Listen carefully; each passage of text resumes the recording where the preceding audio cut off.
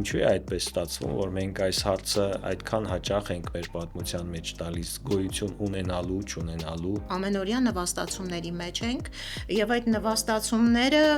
այսպես բաց ձեռքերով ողջունող իշխանությունների հետ գործ ունենք ի վերջո։ Եվ եթե մենք բանակն ենք կրճատում, եկեք ուժեղացնենք երաժշտություն, կրթություն, գիտություն, դա չանելով մենք իսկապես ակնհայտորեն Հայաստանը վերացնում ենք։ 2018 թվականից Հայաստանի իշխանությունը ստեղծել եւ սնվում է նախկիներ ներկաներ հակադրությունից։ Յուրաքանչյուր երկրորդ քաղաքացին այսօր ընտրական իրավունք ունեցող քաղաքացին չափահաս որևէ մեկին չի աջակցում այս պահի դրությամբ։ Սյունիքը իրեն անվտանգ զգում է, գուցե կա ոգևորություն այս ամբողջ խաղաղության այդ օրակարգի հետ կապված։ Համայնքի ուժը, համայնքի զգացումը երևանցիները շատ թույլ ունեն եւ այդ պատճառով են հեշտ պառակտվում։ Բարև ձեզ, եթերում բաց խոսենք նախագիծն է, մեր հյուրը այսօր Երևանի պետական համալսարանի կիրառական սոցիոլոգիայի ամբիոնի վարիչ, քաղաքական գիտությունների դոկտոր պրոֆեսոր Արթուր Աթանեսյանն է։ Բարև ձեզ, պարոն Աթանեսյան։ Բարև ձեզ։ Պարոն Աթանեսյան, նախ խնդրելու եմ մասնագիտական հայացքով վերլուծեք նախընտրական Հայաստանը, ինչպիսին են հանրային տրամադրությունները այս պահին։ Իսկապես նախընտրական է եւ ես կուզեի, որ մենք ավելի ուշ նախընտրական դառնանք եւ մեր սովորական կյանքով ապրենք, ընդհանրապես քաղաքականացված ենք եղել եւ կանք եւ 1 տարի առաջ ընտրություններից խոսքը մյուս տարվա հունիսին ազգային ժողովի ընտրությունների մասին է, հայաստանցիները արդեն իսկ ակտիվ գոնեն լսում են քաղաքական երկխոսություն, բազմախոսություն տարբեր կուսակցությունների ուժերի կողմից իրականացվող եւ տրամադրությունները տարբեր են եւս եւ այդ բոլորի համատեքստը մեր ինչպիսին լինելու եւ առհասարակ լինելու չլինելու մասին է ցավոք սրտի։ Պատմության առումով մենք այս նմանատիպ կետին բախվել ենք շատ հաճախ եւ ինքներս մեզ պիտի հարցնենք ըստիս ինչու է այդպես ստացվում, որ մենք այս հարցը այդքան հաճախ ենք մեր պատմության մեջ տալիս գոյություն ունենալու, չունենալու, լինելու, չլինելու։ Հիմա այս ընտրությունների համատեքստը նույնն է կամ նմանն է, կլինենք թե չենք լինի եւ ինչպիսին կլինենք եւ որտեղ ենք գնալու կամ չենք գնալու։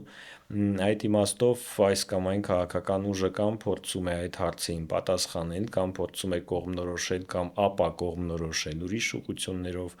եւ այլն, բայց այդ բոլոր տրամադրությունների համատեքստը մեկն է։ Մենք ունեցանք հերթական պատերազմ մեր բազում պատմական պատերազմներում եւ այս անգամ չհաղթեցինք, բայց չմոռանանք, որ նաեւ հաղթել ենք բազմիցս մեր պատմության մեջ եւ այդ չհաղթելը պետք է վերիմաստավորենք ու հասկանանք ինչպես խուսափել այսուհետ եւ այլևս թույլ չտալ, որպեսզի պարտություններ նորից լինեն։ Երևի այս կամ այն քաղաքական ուժը պետք է հենց այս հարցին անդրադառնա եւ շատ կոնկրետ առաջարկություններ ներկայացնի, շատ կոնկրետ օրինակ ծառայի, ինչպես անել, որպեսզի մենք այլևս չպարտվենք։ Հանրային տրամադրությունները հավանաբար այդ պատասխանը չեն տեսնում եւ մոտավորապես յուրաքանչյուր երկրորդ քաղաքացին այսօր ընտրական իրավունք ունեցող քաղաքացին չափահաս որևէ մեկին չի աջակցում այս պահի դրությամբ։ Հետազոտությունների համաձայն նաեւ մեր առօրյայում մենք դա տեսնում ենք, այն որ մարդկանց մեծամասնությունը այսուհետ ԶԼՄ-ներին չի վստահում, շատ-շատերը հեռուստացույց չեն դիտում, շատ-շատերը չեն վստահում առհասարակ ոչնչին, այն մասին է, որ հիասթափվել են եւ այդ հիասթափված ուրեմն սեգմենտը հայ հասարակության շատ մեծ է։ Մյուսները, այդ մյուս կեսը մոտավորապես բաժանված է այս կամ այն կողմնորոշումների։ Պարոն Աթանեսյան, 2018 թվականից Հայաստանի իշխանությունը ստեղծել եւ սնվում է նախկիներ ներկաներ հակադրությունից։ Արդեն կան քաղաքական ուժեր, որոնք հայտ են ներկայացրել առաջիկա ընտրություններին մասնակցելու համար, որոնք փորձում են ամեն կերպ զերծ մնալ այս հակադրությունից, այդ թվում օրինակ Միասնության թևեր նախաձեռնությունը իդեմս Արման Թաթոյանի։ Ինչ եք կարծում, սա ճիշտ մարտավարությունն է, թե ամեն դեպքում քաղաքական գործընթացներում կոնկրետությունը պետք է ավելի հստակ լինի։ Ամեն դեպքում դու ընդդիմադիր դաշտում ես իշխանական դաշտում ես, որովհետև ես հետևում եմ, նաև քննադատություններ եմ տեսնում ոչ հստակ ձևակերպումների համար։ Արդյոք այս մարտավարությունը նրա համար է, որպեսզի այնուամենայնիվ այն վստահություն չունեցող մարդիկ ունենան ընտրելու հնարավորություն, որովհետև իսկապես հակադրությունը շատ սրված է, նախկիններ, ներկաներ եւ ըստ ձեր ներկայացրած թվերի էլ բավականին մեծ է այն մարդկանց բանակը, որ այդ երրորդ ընտրության հնարավորությունը չունեն։ Ինչ է կարծում, սա ճիշտ արդյունավետ մարտավարություն է, թե ոչ։ Եվ ի դեպ այդ բևեռացումը նախկին եւ ներկաների նաև արտահայտվում է մեր արտաքին քաղաքական հարցադրումներում, յուրային եւ օտար, ովքեր են մեր բարեկամները, ովքեր ոչ, եւ Արևմուտք գծիկ Ռուսաստան, այդպես ասենք, մեր բաժանումը, բաժանարար գիծը սրվում է նաև խորանում մեր գիտակցության մեջ եւ քաղաքական դաշտում, բնականաբար արտաքին քաղաքականության մեջ իսկապես Ռուսաստան եւ Արևմուտք այդ հակադրումը, հակադրությունը օբյեկտիվ բնույթ է կրում այսօր, բայց գոնե Հայաստանում այն գոնե մեր քանի որ խոսքը նախկինի մասին է, իսկ ես նախկին ասելով որևէ վատ բան չեմ զգում եւ որևէ վատ իմաստ չեմ ներդնում եւ Մեր ամբողջ պատմությունն է նախկին։ օբյեկտիվ լինենք, իհարկե, օբյեկտիվ մեր նախկինները մեր նախնիներն են եւ մենք պաշտում ենք նրանց մեծամասամբ գոնե։ Եվ էս է մեր պատմությունն է, մեր նախկինը, մեր անցյալը։ Եվ ես որևէ վատ բան չեմ ներդնում այդ իմաստի մեջ, այդ հասկացության մեջ, բայց այդ հակադրումը նաև Հայաստան հասավ, Ռուսաստան արևմուտք եւ արտացոլվում է նաև քաղաքական ուժերի կողմնորոշումներում։ Դուք շատ լավ բառ ասեցիք, ոմանք փորձում են խուսափել այդ ուրեմն տարանջատումից նախկիններ եւ ներկաներ, Ռուսաստան արևմուտք եւ այդ թվում միասնության թևերը շատ հետաքրքիր նախաձեռնություն են, շատ պոտենցիալ ըստիս ունեցող։ Ես կարծում եմ, որ խուսափումը թույլ դիրքորոշում է։ Ուժեղ դիրքորոշումը եւ ես կարծում եմ, որ հենց այդ ուժեղ դիրքորոշմամբ է կողմնորոշվելու այս կամ այն քաղաքական ուժը, այդ թվում միասնության թևերը, դա ոչ թե խուսափումն է նախկինների եւ ներկաների տարանջատումից կամ Արևմուտքի եւ Ռուսաստանի տարանջատումներից, այլ կամրջումը։ Իսկ այդ հակադրությունից խուսափելը։ Այդ հակադրությունը կարելի է կամրջել եւ լուծել։ Այդ դերակատարումը Հայաստան օբյեկտիվորեն ունի, որովհետև մենք միշտ եւ աշխարհագրության առումով եւ մեր քաղաքակրթության բնույթով միշտ կամրջել ենք։ Մենք խաչմերուկ ենք իսկապես, բայց ոչ թե пассив խաչմերուկ, ես միշտ ասել եմ եւ քննադատել եմ մշտապես մեր արտաքին քաղաքականության մեջ այդ пассив կամրջելը։ Մենք կարծես նստած ենք խաչմերուկում եւ սպասում ենք, թե երբ կգա մեր ամենալավ ավտոբուսը, մինչդեռ բոլոր ավտոբուսները գալիս գնում են եւ մենք որևէ մեկը չենք նստում եւ բաց ենք թողնում բոլոր հնարավորությունները։ Մենք պիտի ոչ թե խուսափենք ավտոբուս նստելուց, այլ կամրջենք, ստեղծենք այնպիսի հնարավորություն, որպեսզի Հայաստանը թույլ տա Արևմուտքին եւ Արևելքին, հներին եւ նորերին միասին ծառայելու Հայաստանի Հանրապետության շահերին։ Եվ այս իմաստով Հայաստանը իսկապես ունի այդպիսի փորձ։ Ես ինքս երբ որ եղել եմ նաև պաշտպանության նախարարության կազմում կար ազգային ռազմավարական հետազոտությունների ինստիտուտ, հետազոտական համալսարան, որտեղ ծառայել եմ եւ պատիվ ունեմ այդ մասին խոսելու։ Այդ համալսարանը, ինստիտուտը իդեմս գեներալ Քոթանջյանի բազմիցս կազմակերպել է ամերիկյան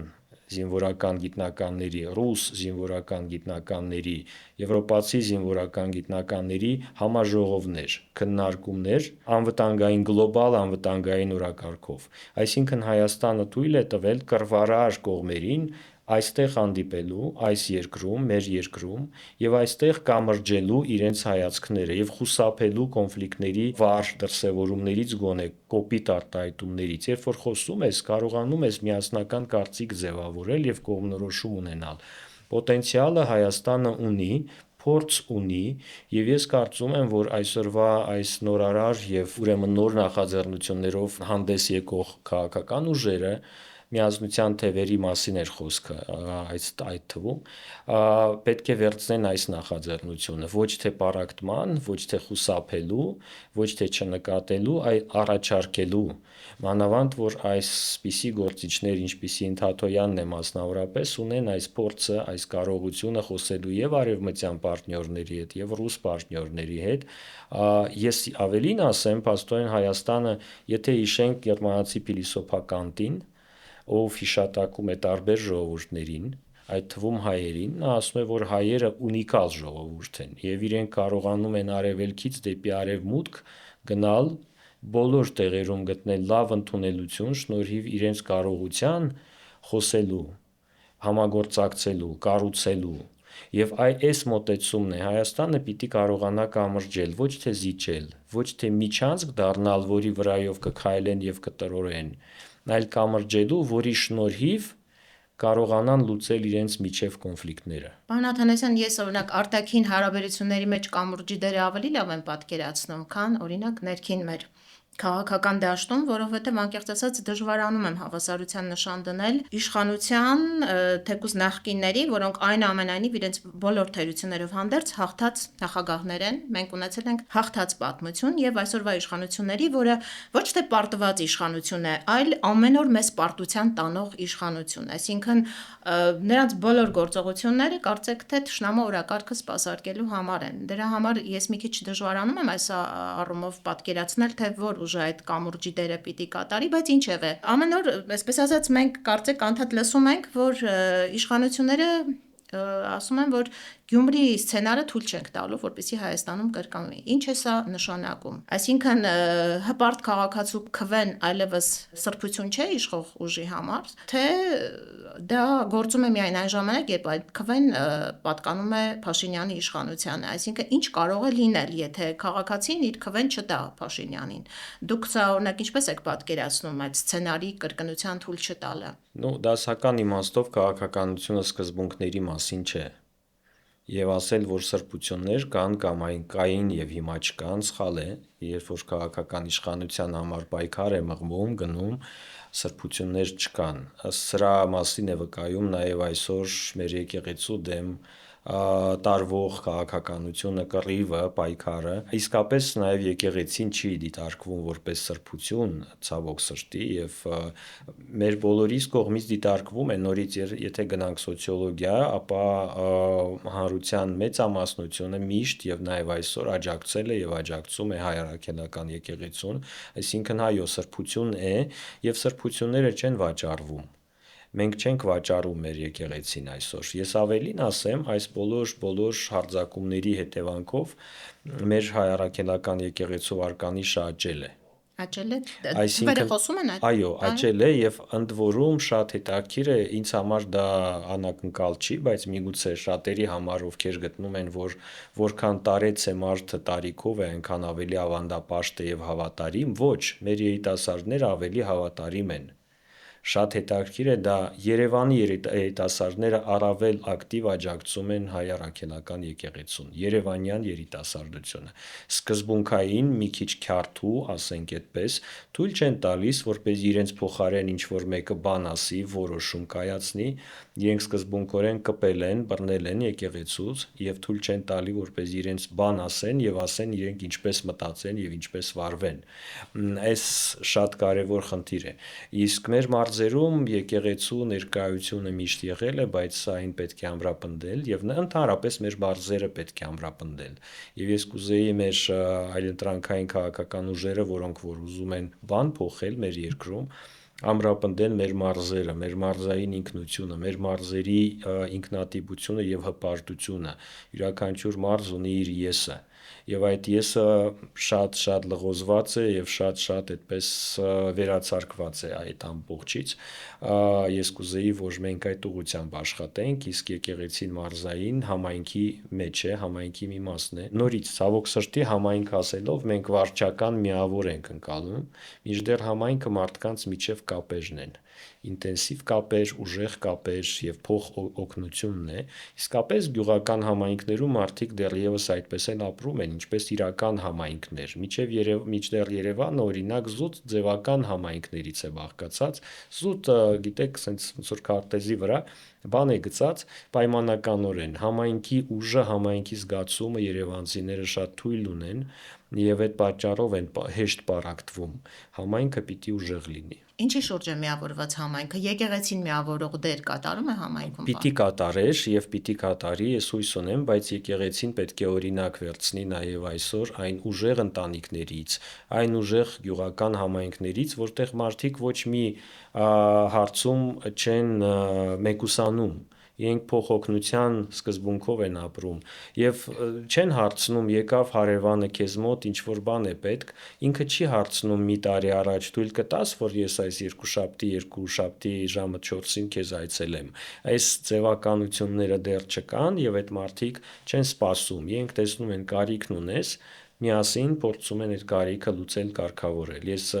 3 առաջ օրը եղել եմ Սյունիքում, 3 եղել եմ ուրեմն Վայոց ձորի Խաչիկ գյուղում, սահմանամերձ, եւ ես տեսա, որ երեխաներին շատ հեշտ է կազմակերպել, որպեսզի օրինակ զբաղվեն պարով, արվեստով, իրենք հավեսով են դա անում, որևէ մեկ գլխին կանգնած չէ կոպիտ ասած եւ չի ուղղորդում իրենք շատ բարձ բաներից են ուրախանում, շատ բարձ հագուստից, այն որ աճում է, ասենք, ինչ որ մի միրգ կարող ես քաղել եւ ուտել կամ խաղալ եւ իրար բրդելով, ծիծաղելով գնալ առաջ։ Այս ամբողջը մեր եսն է հայի։ Եվ երբ որ մենք գնացինք դեպի ինչ որ վերացական խոստումների հետևից եւ այնպիսի բաների, որոնք մեզ հետ շատ վաղուց կապ չունեն, մենք դա մեկ-մեկ անվանում ենք Եվրոպա, բայց չգիտենք Եվրոպան ինչ է, որովհետեւ Եվրոպայի ներսում յուրաքանչյուր պետություն ունի իր գյուղական մշակույթը, իր քաղաքային մշակույթը, իր ազգային մշակույթը։ Եվրոպան որպես մեկ միասնական բան չկա, զուտ վարչական սկզբունք է դա։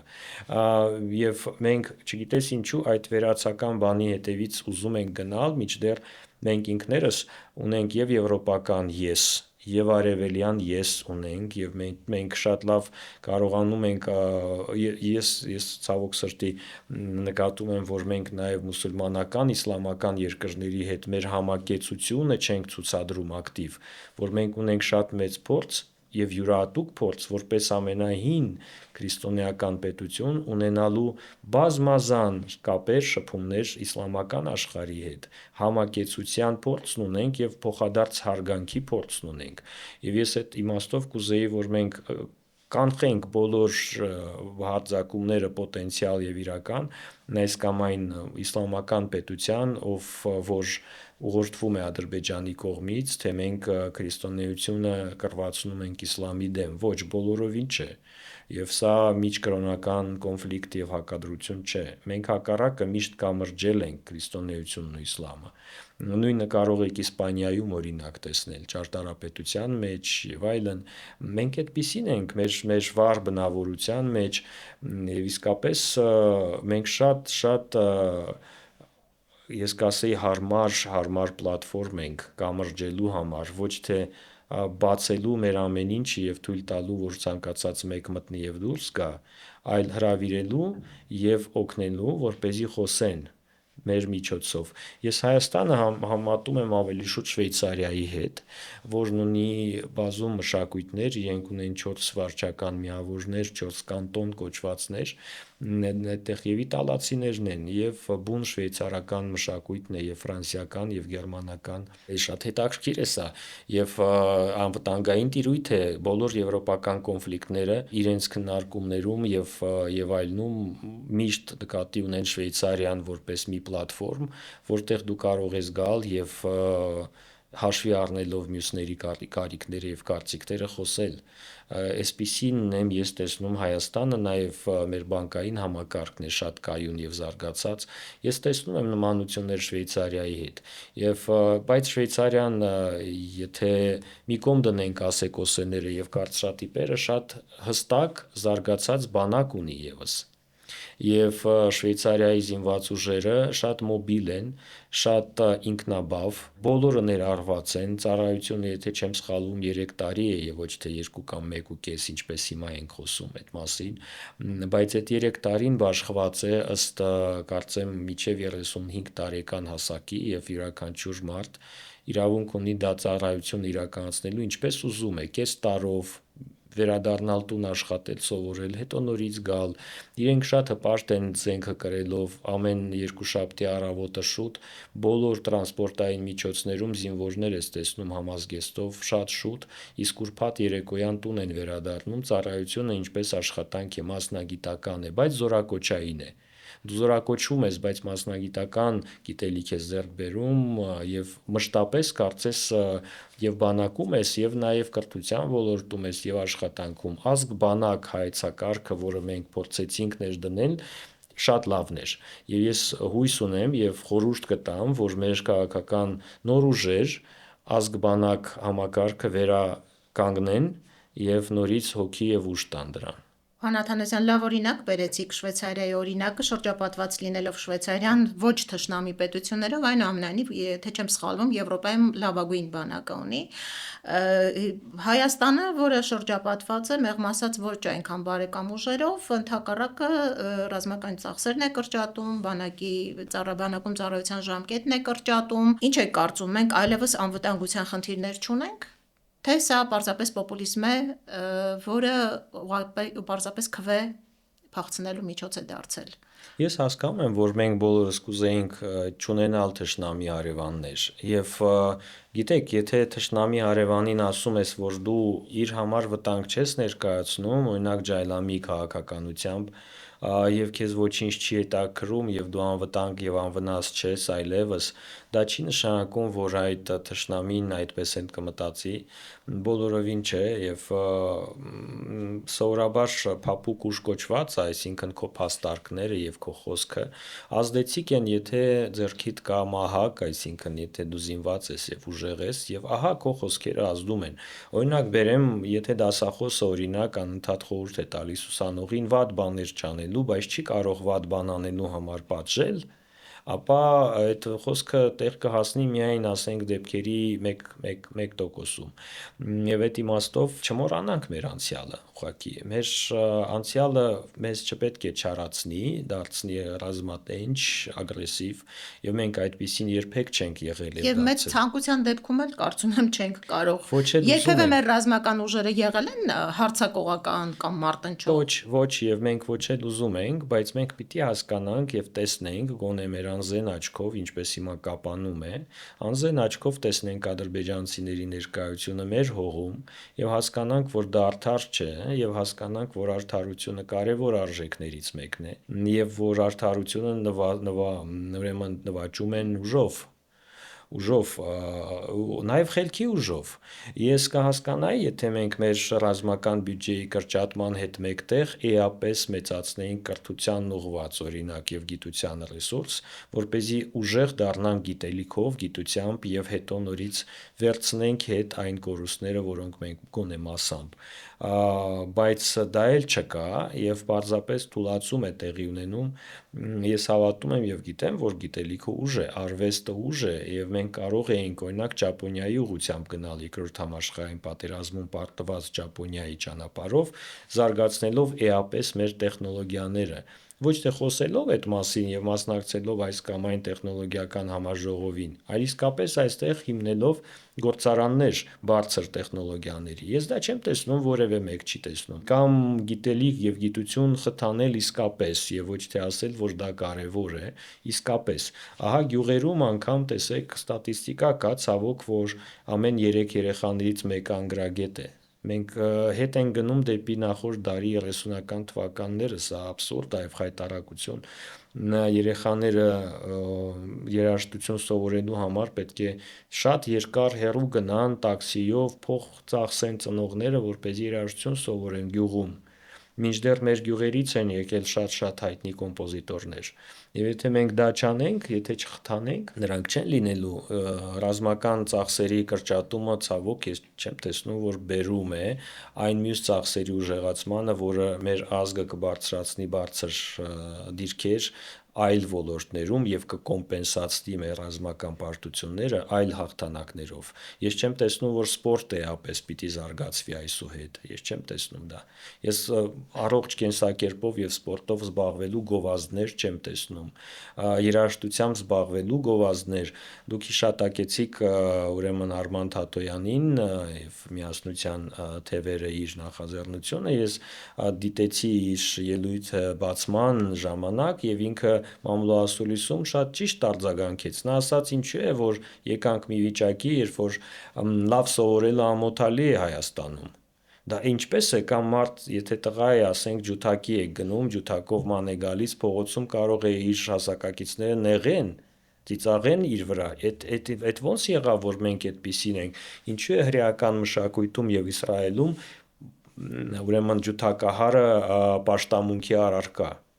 Իսկ մեզ մոտ ծաղրի։ Այդ ոնց եղավ, որ մեր երաժիշտները պրոֆեսիոնալ ստանում են շատ փոքր աշխատավարձ։ Այդ ոնց եղավ, ինչու թույլ տվեցինք։ Եվ եթե մենք բանակն ենք կրճատում, եկեք ուժեղացնենք երաժշտություն, կրթություն, գիտություն,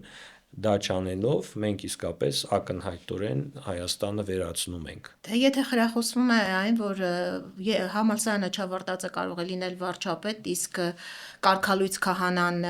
պատարագ մատուցել, հավանաբար դա էլ կարող է լինել, որ կրթությունը դառնա երկրորդական։ Պարոն Աթանասյան, մինչ Երևանում մեզ փորձում են զբաղեցնել խաղաղության քարոզչությամբ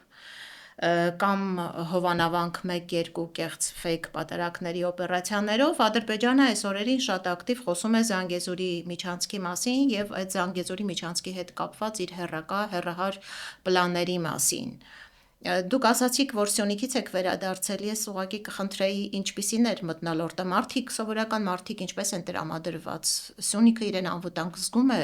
գուցե կա ոգևորություն այս ամբողջ խաղաղության այդ օրակարգի հետ կապված։ Սյունիքը մեր երկրի եւ ազգի բռունցքն է։ Եվ այդ բռունցքի մտածողությունը իրենց մեջ արկա է եղել միշտ։ Նժդեհը իրենց հետ է ֆիզիկապես նաև մասամբ, որովհետև Նժդեհի պատկերը ամենուր է եւ իր հանդեպ անվերապահ հարգանքը այնտեղ անսասան է որևէ մի ներկայացուցիչ այս կամ այն իշխանության եւ պատմության վերիմաստավորումներ, մենք սոցիոլոգներս դա կոչում ենք ռեկոնստրուկցիա, երբ որ վերցնում ենք եւ ակնհայտ բանը վերափոխելով փորձում ենք այլ կերպ ներկայացնել, սյունեցիներին չի ազդում այն, որ միգուցե այլ կերպ նայենք մեր պետության պատմությանը եւ մեր ազգի պատմությանը եւ սկսենք փորփրել եւ փորձել վատ բան գտնել լավի մեջ, իրենք շիտակ մարդիկ են եւ դրանով չեն զբաղվում։ Իհարկե այդ բռուցքը գիտի, որ ծանր է եղել եւ կա եւ կլինի եւ չի մտնում զգացմունքների մեջ։ Իրենց մոտ զգացմունքայինությունը ավելի թույլ է, քան օրինակ երևանցիների այդ ռոմանտիզմը կամ սենտիմենտալությունը կամ առավել եւս, չգիտեմ, տխրությունը, իրենք գիտեն, որ պետք է ուժեղ լինել, զգոն լինել, հանգիստ լինել եւ մեծ պատիվ է իհարկե այդպիսի բնակչության հետ շփվելու եւ լինելու։ Ես ինձ հետ բերեցի գիրք, որովհետեւ շարունակում եմ կարդալ, նվեր էի ստացել դա ուրեմն Արմիդա Գրիգորյանի գիրքն է, ով կորցրել է իր զավակին պատերազմի ընթացքում։ Նա սփոփվում է ստեղծագործելով, գրում է, նաև իր մյուս երեխաներին ուժ է տալիս, մյուսների երեխաներին ուժ է տալիս, այո, եւ նվիրել է, այդպես ես արդեն մեծ մասը կարդացի ճանապարհին, եւ տեսեք, դա է հաղթող ազգի մոտեցումը, երբ որ դու սփոփվում ես քո աշխատանքի միջոցով, քո ջանքերի միջոցով, ստեղծագործելով եւ ուժ ես տալիս մյուսներին, որքան կին կար շրջապատում ասում էր շատ երեխաներ ունեցեք,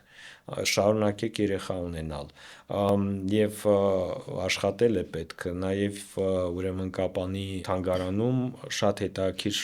ուրեմն ցուցանմուշներ կան սկսած Նժդեհից եւ այլ մեր հերոսներից եւ վերջացրած մեր ուրեմն երիտասարդներով, ովքեր զոհվեցին ցավոք սրտի վերջի պատերազմում, այս տրամաբանությունն է առկա Սյունիքում եւ մարդիկ անկոտրուն են, բայց բռունցքին նաև ուժեղ ձեռք է պետք, ուժեղ միտք է պետք։ Եվ այդ ուժեղ ձեռքը եւ միտքը յուրաքանչյուրս ենք, ես այդպես եմ կարծում, մենք պիտի թույլ չտանք մեզ դառնալ թույլ։ Պարոն Աթանասյան, այսպեսի մի հարց է ինձ հետաքրքրում։ Այսօր մեր հիշողությունից կարծեք ամեն ինչ փորձում են ջնջել, ամեն ինչ կասկածի տակ է դրվում, անգամ մեր եկեղեցին։ Պարզվում է այնքան էլ սուրբ չէ։ Ցեղասպանություն դեռ պետք է պարզել ովում։ Արցախ մերը չի եղել, 30 տարի մեզ խաբել են։ Այսօր անգամ մարդկանց գլխում կարող է միտք ծագել ամենաբարձր պաշտոն զբաղեցնող, որ ինչ գործ ուներ Հայաստանի Հանրապետության քաղաքացին Հայաստանի ինքնիշխան տարածքից դուրս Արցախում։ Ինչևէ, սա ամենօրվա քարոզչության նյութ է, բայց այնուամենայնիվ տեսնում ենք, որ այս քարոզչությունը ընկալողներ, վերցնողներ կան նաև։ Դա հենց այն անտարբերների բանակն է, որը մենք հասարակության մեջ ունենք, հսկայական այդ զանգվածը մարդկանց։ Ինչ անել, որպեսզի եւ մանկուրտի չվերածվենք մեր հիշողությունից եւ ինքնությունից զրկվելով, եւ մեր հիշողությունը, որը գուցե ինչ որտեղ նաեւ ծանր է, հատկապես 20 թվականից հետո նաեւ պարտության բեռն է ավելացել այդ հիշողությանը, չդառնա բեռ հատկապես նոր սերնդի համար, որովհետեւ ես այդ անտարբերությունը հատկապես իրենց մեջ եմ տեսնում։ Պարոն Աթանասյան, կա այստեղ լուծում գտնել այդ ոսկե միջինը։ Ոսկե միջինը երևի թե գոյություն չունի ոչ միտեղ, ինձ թվում է, կա մոտեցումների, տեխնոլոգիաների, սկզբունքների մի ամբողջություն, որը պետք է կիրառես ելնելով այդ պայմաններից եւ իրավիճակից։ Քաղաքականությունը շատերի կողմից ընկալվում է որպես նավ, որը որ պետք է դրոշներ ծածանի եւ գոռա եւ հնչեցնի եւ առաջ սավառվի եւ կրակի, ես ասում եմ չէ, քաղաքականությունը, իսկական քաղաքականությունը սուզանավ է, այն զգույշ պետք է գնա, այն չպետք է աղմկի, այն չպետք է ամենտեղ իր եսը post անի սոցցանցերում եւ անընդհատ գոռա, թե ինչ է անելու, նա պիտի անի։ Եվ երբ որ ժամանակը կգա, ինքը ջրի մակերես կբարձրանա եւ ինչպես պետք է կկրակի եւ ում պետք է կկրակի։ Այն ինչ անում ենք հիմա մենք, ցավոք սրտի շատերը մեզնից, ոչ միայն իշխանությունը, դա հնչեցումն է, կրակելն է, բարձրաձայնելն է դրոշներով եւ անուններով եւ սոցցանցերով եւ Facebook-ով, մինչդեռ պետք է զգոն, զգույշ, հանգիստ լինես։ Իհարկե որևէ մեկ սուրբ չէ։ Որևէ մեկ սուրբ չէ, եթե սկսեցինք սրբեր ման գալ, ապա դա անիմաստ process է։ Եթե մենք դեռ չենք մոռացել Աստվածաշունչ լինելով քրիստոնյաներ, ապա գիտենք ոչ ոք սուրբ չի։ Եվ երբ որ ինչ որ մեկ որ քաղաքականությամբ է զբաղվում եւ ի սահմանե, այսինքն սահմանման համաձայն սուրբ չէ, որևէ քաղաքական գործիչ սուրբ չէ, որովհետեւ քաղաքականությունն է այդպիսի ոլորտ։ Եթե այդ քաղաքականության կենտրոնում գտնվողը սկսում է ուրիշների մեջ սուրբ փնտրել եւ եթե սուրբ չեն, ապա պատժել, նա խախտում է պատվիրաններից մեկը՝ մի դատիր։ Եվ այդ իմաստով եկեք պատժենք նախ եւ առաջ նրանք, ովքեր իրենց քրիստոնյա են ներկայացնում, ձևացնում, բայց հակառակն են անում։ Բայց ես կուզեի, որ մենք այսօր պատժամիջոցներով ընդհանրապես չտարվենք։ Մենք մի նավի վրա ենք եւ ճոճել այդ նավը նշանակում է խորտակել ամբողջը։ Նրանք, ովքեր դա ճոճում են, եւս կխորտակվեն։ Սա պիտի հասկանա ցանկացած, ասենք, չգիտեմ, ամենածիծաղալի անեկդոտներում ես հիշում եմ Չուկչաների մասին էին պատմում, երբ որ Չուկչան նստած է ուրեմն այդ ճյուղի վրա եւ այն սղոցում է, տուրիստ է անցնում, ասում է մի սղոցիր, չէ, ասում է չէ, դու գնա խանգարում ես ինձ եւ երբ որ ընկնում է այդ տուրիստը հետ գալուց ասում է չէ, ասում է դու կախարդ ես գնա։ Հիմա մեր իշխանությունների մոտեցումն է մոտավորապես այդ ճյուղը կտրում են եւ ասում են դու կամ կախարդ ես կամ խանգարում ես, երկու դեպքում քեզ պետք է կալանավորենք։ Մինչդեռ նա ոչ կախարդ է, ոչ խանգարում է, նա քեզ ասում է մի ճոճիր մեր երկիրը։ Եվ իսկ ինչ վերաբերում է մեր հոգևորականներին, ապա յուրաքանչյուրս մեր տեղում պիտի լինի, բնականաբար հոգևորականները եւս այս դժվար վիճակում դասեր են քաղել, պատերազմ, հետպատերազմյան փուլ եւ խելացի մարդիկ են, Դաս քաղելով իրենք կշտկեն իրենց միջի այն թերությունները, որոնք միգուցե եղել են, եւ մենք դա տեսնում ենք Այս շատ ավելի ներողություն, այս հալածանքները կարող են բերել եկեղեցու ներքին բարեփոխումների։ որպես մանկավարժ կարող եմ ասել, որ ոչ, օրինակ եթե ես կամ իմ գոլեգաները սկսեն ուսանողի վրա գոռալ, նա ավելի լավ չի սովորի։ Եթե մենք իրեն հեռացնենք բուհից, ապա առհասարակ չի սովորի։ Հակառակը մենք պետք է իր հետ երկխոսենք եւ փնտրենք, բայց դա անենք ցածր ձայնով, մեր մեջ, ներսում եւ փնտրելով լուծումներ, լուծում տանք միասին։ Այսպես է ձևավորվում վստահությունը։ Եվ այն ամենը, ինչ տեղի ունենում այսօր, ի ցույց դնելով մեր խնդիրները, երբ որ բոլորին հետաքրում է ոչ թե հայի լավը, այլ հայի վատը, ցույց տալ միայն այդ վատը նշանակում է մենք մեզ պարտության ենք մատնում մերից ձեռքով։ Էլ չեմ ասում այն մասին, որ քաղաքականությունը ամեն դեպքում առնական ոլորտ է, ոչ թե կանացի, որտեղ պետք է հիստերիկայով զբաղվես կամ մեղադրելով միմյանց, տղամարդ եղեք, եկեք մենք բոլորս տղամարդ լինենք, ես գիտեմ, որ նույն Արմիդան, այս գրքի հեղինակը, դուք, բազում կանայք, ովքեր ավելի մեծ իրավունք ունեն այս երկրում ապրելու, քան շատ շատերս, տղամարդ դարձանք, որովհետև այդ որակներն են պատերազմում օգնում, եւ երբ որ քաղաքական այս կամ այն գործիչը սկսում է կանացի որակներով առաջնորդվել քաղաքականության մեջ, բամբ ասել, հիստերիկայի վերածել ամեն ինչ եւ կամ չգիտեմ ի ցույց դնել իր ինչ եմ ուտում, ինչ եմ խմում ում հետ եւ այլն, սա կոկիկ է, սա հետաքրքիր է միգուցե դեղին մամուլի առումով, բայց ամենայն հարգանքով դեղին մամուլի հանդեպ, բայց քաղաքականությունը այլ կանոններով է առաջնորդվում, հարցրեք այդ մասին նրանց, ով գիտի, եւ ես կուզեի, որ մենք մի փոքր այլ կերպ սկսենք մտածել։ Օրինակ, եթե հիշում եք, կան վավերագրական կադրեր Գերմանիայից երկրորդ համաշխարհային պատերազմից հետո, երբ որ փլված է եղել Բերլինը, այլ քաղաքներ, ահա գերմանացիները մի շարքով մեծ եւ փոքր կանգնած էին եւ այդ դույլով հավաքում էին քանդված շենքի քարերը, փոխանցում մեկս մյուսին, թափում եւ վերադարձնում դույլը, մաքրելով տեղ, որպեսզի վերակառուցվեն։ Դա անում էին լուռ, միասին, հանգիստ, առանց մեկը մյուսին մեղադրելու, կիսելով մի կտոր հաց միմյանց հետ։ Այդպես վերակառուցվեց Գերմանիան այսօր։ Ինչու մենք չկարողացանք պարտվել Գերմանիայի օրինակով։ Մեր պարտությունը 2020 թվականից սկսվել եւ մինչ օրս շարունակվում է։ Մենք ամենօրյա նվաստացումների մեջ ենք եւ այդ նվաստացումները այսպես բաց ձեռքերով ողջունող իշխանությունների հետ գործ ունենք ի վերջո։ Մենք ապրում ենք կարծեք թե թշնամի պետության հանձնարարականներով։ Հաջորդ հանձնարարականը սահմանադրության փոփոխությունն է, որը Հայաստանը տնային աշխատանք է ստացել, որը պիտի կատարի։ Ինչքան կարելի է հանդուրժել այս չավարտվող պարտությունը։ Երբ ենք մենք հաղթահարելու այս պարտությունը, այս պարտության ամենօրյա կրկնությունը, ամենժամյա կրկնությունը, այո, եւ ինչու չպարտվել օրինակ Գերմանիայի օրինակով։ Գերմանիան շատ ավելի մեծ կորուստներ ունեցավ, քան Հայաստանի Հանրապետությունը, ասեմ, եւ Գերմանիան կորցրեց իր բանակը ամբողջությամբ, ենթակառուցվածքների մեծ մասը եւ իրենց պատիվը ամբողջությամբ կորցրեց, սկսեց հետո վերականգնել։ Մենք փառք Աստծո եւ փառք մեր զինվորների այդ վիճակի չենք։ Եվ այդ իմաստով ես օրինակ, եթե մենք օբյեկտիվորեն ստիպված լինեինք զիջելու այլ հողեր եւ այլ կյանքեր, թե սահմանադրության մեջ բան փոխեինք եւ հետո նորից վերադարձնեինք որոշ ժամանակ անց այն դրույթները, որոնք կարևոր ենք համարում, ես կողմ կլինեի այդպիսի զիջումների։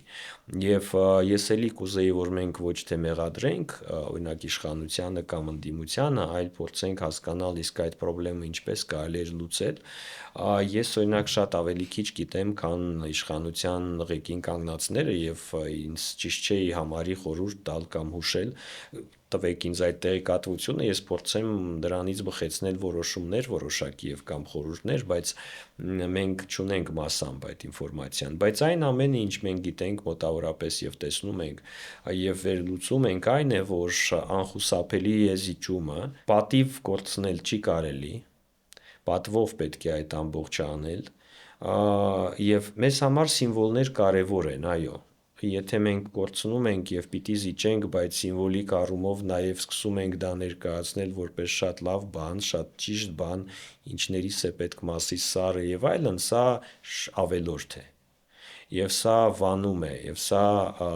պետք չէ անել։ Բայց բացի դրանից պետք է փորձել ամեն ձևով եւ ամեն գնով պահպանել այն, ինչ մենք ունենք եւ ժամանակ ձգձգել, միջև աշխարհը կայունանա եւ մենք կարողանանք ավելի կայուն որոշում կայացնել։ Այսինքն ես օրինակ դեմ եմ, երբ որ մենք անգամ այնքան աղմկեցինք մեր խնդիրների մասին, որ գնալով արտերկիր ես տեսնում եմ, որ շատ ավելի վերևից են նայում Հայաստանին եւ մեզ բոլորիս այդ պատճառով, քան միշտ եւ այլևս մեզ չեն մեծարում հայ ժողովուրդը որպես մեծ եւ բարձր կլասի, այլ նայում են խղճահարությամբ։ Սա մեր մեղքն է, ոչ թե որովհետև պարտվեցինք, այլ որովհետև այդ պարտությունը հիմա ամենուր հնչեցնում ենք եւ շարունակում պարտվել նաեւ տեղեկատվական ֆրոնտում, սիմվոլների ֆրոնտում, մեր հիշողությունը ոտի տակ գցելով եւ ասելով, որ մեզ համար դա կարեւոր չէ, չէ, զիջեք սահմանադրություն, եթե դա անհրաժեշտ է կյանքեր ուրեմն փրկելու համար, բայց մի ասեք, որ դա շատ լավ բան է։ Եվ մի ասեք, որ մեզ ոչ էլ պետք է Մասիս սարը։ Այդ խնդիրը կա, փորձենք կոնսերվացնել այդ ամեն ինչի ինչ ունենք, որպեսզի մեկ օր կբացենք այդ պահածոն, դուրս կբերենք այդ ամբողջը եւ իրենց տեղերում կշարենք նորից։ Այդ կարևոր է մեզ համար եւ ընդհանրապես հայի պատիվը եւ ինքնասիրությունը շատ բարձր երևույթներ են։ Անգամ ամենափոքր տեղում ապրող մարդ շատ մեծ պատվի զգացում ունի եւ դրա հետ խաղալ եւս չի կարելի։ Արժանապատվության մասին խոսեցիք, նաև սիմվոլների հայ զինվորը բանակը մեզ համար եւս խորհրդանիշ էր, հայրենիքի պաշտպանը, սակայն դեռևս 18 թվականից հայրենիքի պաշտպան զինվորի կերպարը նսեմացվեց, ընդཐུպ գեներալների օրինակով հավասարեցվեց շարքային հանցագործի, շարքային թալանչիների եւ մինչ օրս դա շարունակվում է։ Մենք տեսել ենք Դիահերձարանի գետնին նետված զինվորների մասունքներ եւ այդ մասունքները տեսած ժողովրդին այսօր փորձում են գայթակղել, ինչպես արդեն ասացինք, ծառայության ժամկետը 1.5 տարի դարձնելով։ Ակնհայտ է, որ ուղղակի դասական պոպուլիզմ, ինչ է կարծում պարոն Աթանասյան, առաջիկա ընտրություններում եւս պոպուլիզմը էական դեր է կատարելու Հայաստանում։ Թե այնուամենայնիվ ժողովուրդը, ինչպես ասում են, խելքի է եկել։ Ես կուզեի, որ մենք չմեղադրենք եւ չփնովենք մեր ժողովրդին եւ երևի այդպես նրբանկատությամբ վերաբերվենք նաեւ միմյանց, նրբանկատություն շատ չէր նաեւ 20 թվականի եւ դրանից հետո խոսակցություններում կապված մեր հերոսների հետ, մեր զոհերի, կորուստների հետ նրբանկատությունը շատ հաճախ ենթադրում է նաեւ լռություն։ Շատ հարցեր կան, որոնց շուրջ կարելի է լռել, գիտակցելով, որ մենք գիտենք ինչի մասին ենք լռում, միասին լռելը եւս շատ հետաքրքիր մոտեցում է իդեպ եւ հոգեբանության մեջ եւ հիշողության, մենք դա ասում ենք էթիկա, հիշողության էթիկայի ոլորտում, կամ միասին լռելու, կամ միմյանց հասկանալու առանց խոսքի մոտեցում, երբ որ մենք գիտենք, որ դա եղել է, մենք գիտենք եւ ափսոսում ենք օրինակ, որ ոչ բոլոր զինվորականներն էին բարձունքի վրա, իրենց բարձունքի եւ պատվի, բայց դա այդ մասին լռում ենք միասին, հասկանալով, որ երբ որ լինի հնարավորություն, մենք դա կշտկենք, դարձյալ լուր կշտկենք։ Եվ դա մեր ներքին գործն է։ Մեր ներքին գործն է եւ ես իսկապես ճանաչում եմ շատ պատվարժան սպաների, շատ լավ մարդկանց եւ հերոսների։ Ես ճանաչում եմ մարդկանց, ովքեր եւս շատ բարդ տարան այն, որ զինվորականի կերպարը, ինքը պարտությունը նաև զինվորականի կերպարի որոշակի պարտություն է, որոշակի, որովհետև իսկական զինվորականը չի պարտվում երբեք։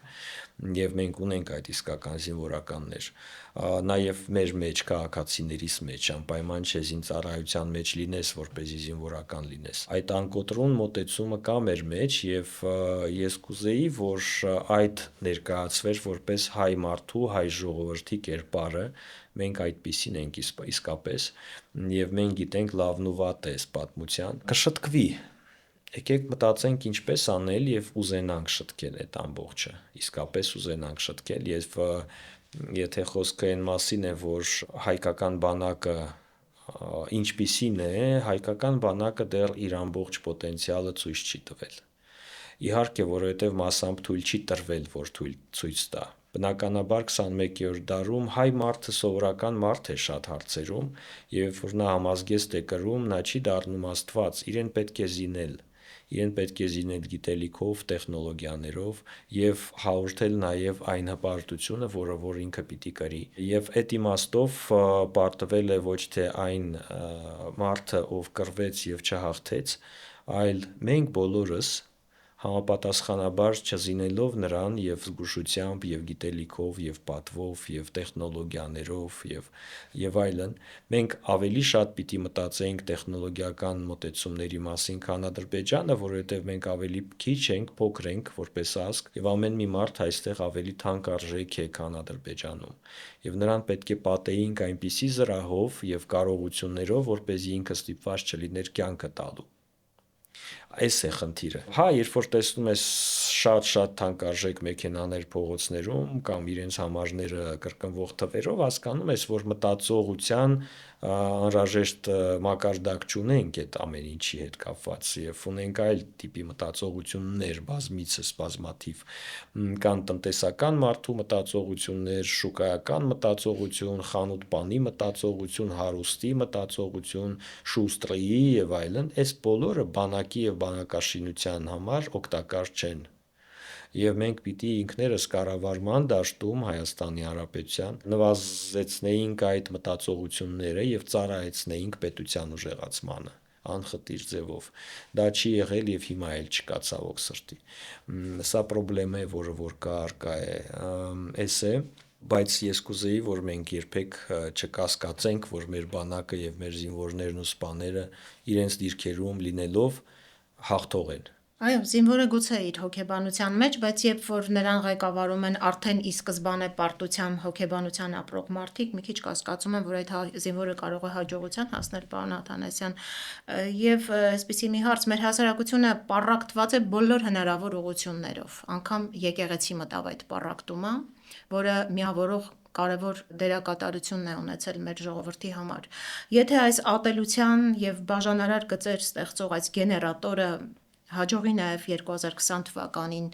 ինչ կլինի մեր վիճակը, ինչ կլինի Հայաստանի վիճակը, հայկական պետության վիճակը։ Երբ որ մենք ասում ենք եթերում, որ մեր հայ ժողովուրդը օրինակ ունակ չէ ինչ-որ բան անելու, մենք դրան նպաստում ենք։ Իհարկե հենց այնպես գովել պետք չէ եւս կամ գովազդել, գովերքել, բայց օբյեկտիվ լինելով, պիտի